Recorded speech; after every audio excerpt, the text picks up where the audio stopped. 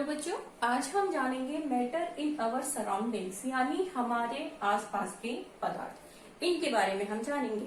तो सबसे पहले हम ये समझें कि मैटर क्या है। बच्चों, अपने सराउंडिंग्स में हम बहुत सारी तरह तरह की चीजें देखते हैं, जैसे हम हवा, पानी या फूड जो हम लेते हैं, प्लांट्स हैं, एनिमल्स हैं, और भी जो आर्टिकल्स हैं तरह तरह के, जैसे बसेस हैं, ट्रेन्स हैं और फर्नीचर है। इस तरह की बहुत सारी चीजें हम रोज देखते हैं। तो ये सारी चीजें जिनकी अलग अलग शेप है, अलग अलग साइजेस हैं और अलग अलग उनका टेक्सचर यानी बनावट भी अलग अलग होती है। तो हम ये समझें कि जितनी भी हमारे आसपास के सराउंडिंग्स में जितनी भी चीजें हम देखते हैं वह किसी न किसी मटेरियल से बनी होती हैं, जिसको हम कहते हैं मैटर या पदार्थ, यानी वे किसी न किसी पदार्थ से बनी है।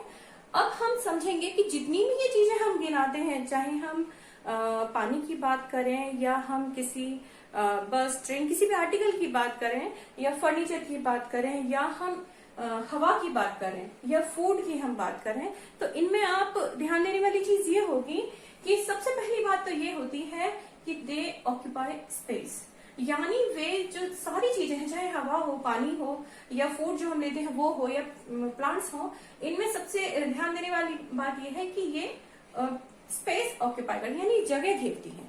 इनको जगह चाहिए होती है एंड हैव मास, और इनमें द्रव्यमान भी होता है। तो बच्चों, ये तो हमें ध्यान देना होगा कि जो मैटर है, मैटर की विशेष बात ये होती है, वे सारी चीजें जो मैटर हैं, यानी वे सारी चीजें जो हमारी सराउंडिंग्स में हैं, वो किसी न किसी मटेरियल से बनी है, जिसको हम मैटर बोलते हैं। और मैटर में भी ध्यान देने की चीज ये है कि जो भी मैटर होते हैं वो स्पेस ऑक्यूपाई करते हैं और इनमें मास होता है, यानी पदार्थ जो मैटर है वह स्थान घेरता है, जगह घेरता है और इसमें द्रव्यमान भी होता है। तो इसके हम एग्जांपल ले सकते हैं, जैसे हवा।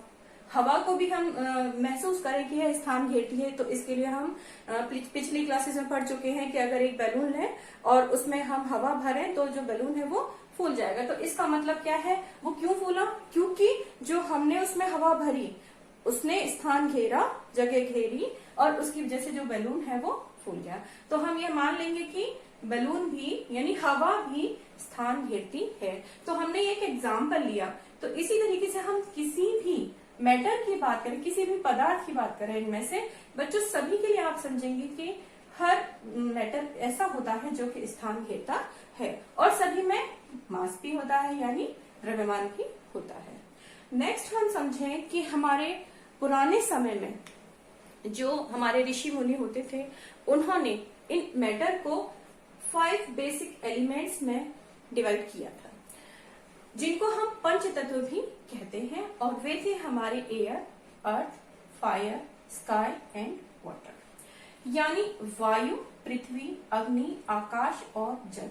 इनको हम पंच तत्व भी कहते हैं। वे कहते थे कि जो हमारे शरीर है या हमारे यूनिवर्स में जितनी भी चीजें हैं वे इन्हीं पंच तत्वों से मिलकर के बनी है।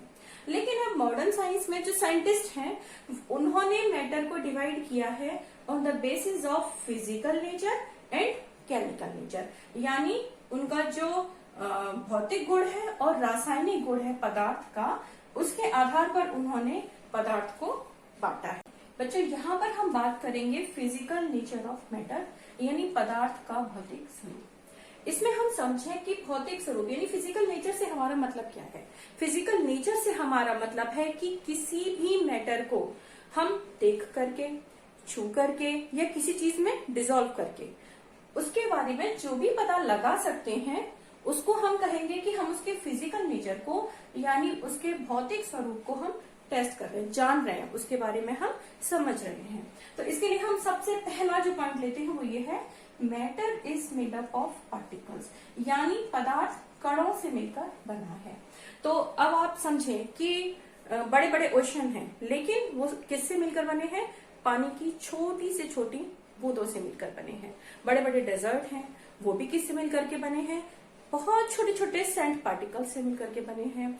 इसी तरीके से आप मान लीजिए एक चौक का टुकड़ा लीजिए और उसको आप पीस दीजिए, तो उसके बाद में क्या, उसके छोटे छोटे पार्टिकल्स आपको मिलेंगे।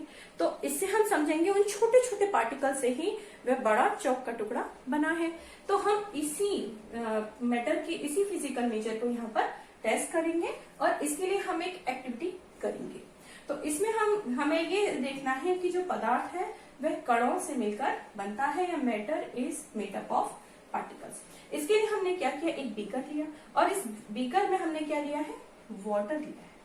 इसमें अभी वाटर लिया है हमने इस बीकर में। इसके बाद में हम क्या करेंगे, इसमें 1 टेबल स्पून यानी 1 स्पून क्या डाल देंगे, सॉल्ट डाल देंगे। तो हमने प्लस किया है, ऐड किया है इसमें सॉल्ट को।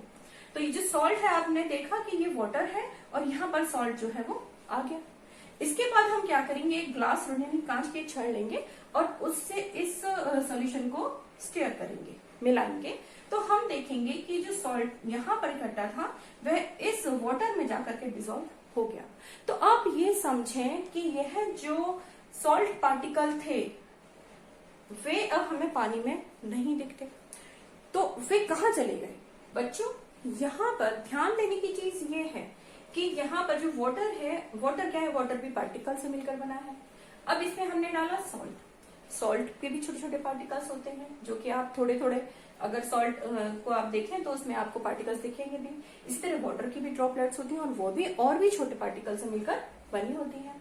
इसके बाद जब हमने इसको डिसॉल्व किया तो सॉल्ट के पार्टिकल्स पहले जाकर के नीचे बैठ गए और उसके बाद में जब हमने इसको स्टेयर किया तब आप देखेंगे कि जो सॉल्ट था वो डिसअपेयर हो गया, गायब हो गया। वो उसको हम नहीं देख सकते कि वाटर में कहाँ है। तो वो जो सॉल्ट था वो कहाँ गया।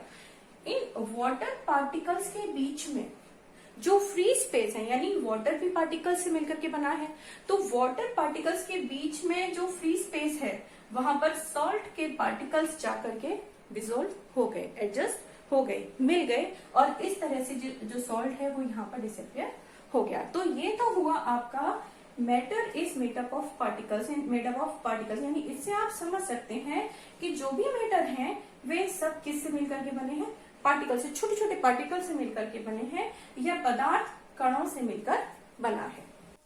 तो बच्चों अभी तक हम समझ चुके हैं कि matter occupy space and have मास, यानी जो मैटर है वो स्थान घेरता है और इसमें द्रव्यमान भी होता है।